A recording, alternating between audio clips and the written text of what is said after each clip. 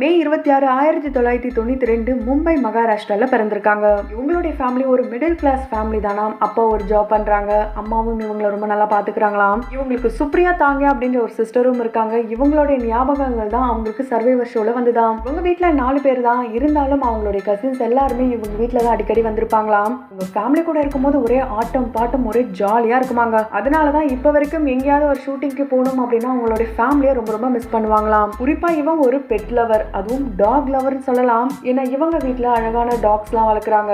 இந்த விஷயத்த அவங்க சர்வைவர் ஷோ போறதுக்கு முன்னாடியே சொல்லிருப்பாங்க.